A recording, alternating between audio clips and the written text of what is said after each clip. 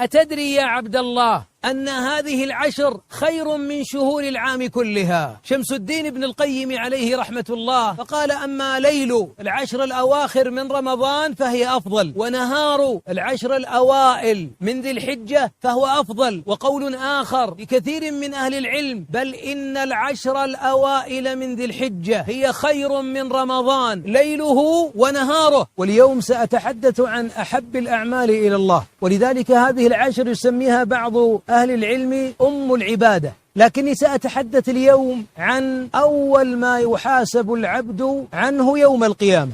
لو حج ولو زكى ولو جاهد ولو صام لن ينظر في سائر عمله قبل أن ينظر إلى صلاته، فإن صلحت أفلح وإلا خاب وخسر، كما ثبت في الحديث الصحيح. ما رأيكم أن نعاهد الله في هذه العشر أن صلاتنا ستكون غير، وإقبالنا عليها بإذن الله بقلوبنا قبل أبداننا؟ هذا أول عمل ينبغي أن تحافظ عليه. واعلم أنك في هذه العشر مهما بلغت من ذكر الله فلا زلت مقصر، والذكر أمره عجيب. الذي يحج يحتاج إلى نفقة وإلى راحلة، الذي يضحي الشاء يحتاج إلى مال ليشتري أضحيته، لكن الذي يذكر الله فإنه لا يحتاج إلى مؤونة. عبادة يسيرة، لكن على من يسرها الله عليه. المصيبة أن بعضنا هين عليه أن يحج كل عام، ولربما هين عليه أن يتصدق ب1,000,000 ريال وهو قادر، لكن ليس هين عليه الآن أن يأخذ جواله ويتصل على رجل بينه وبينه شحناء، مع أن حجته كل عام والطاعات الكثار الغزار لربما هي محبوسة على وجه الأرض بسبب فساد قلبه. التخلية قبل التحلية، أن نخلي القلوب من الأدواء والأمراض حتى نحليها بالعمل الصالح.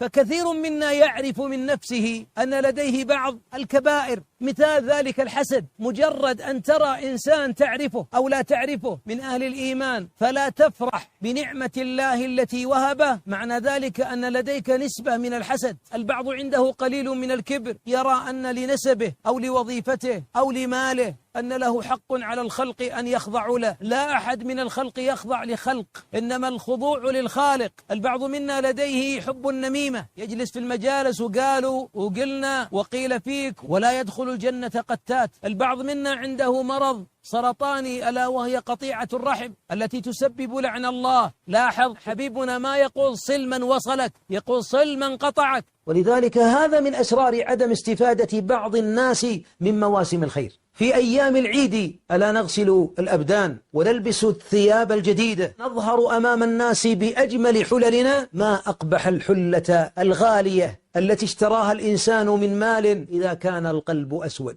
وما أقبح الثوب الأبيض على القلب الأسود.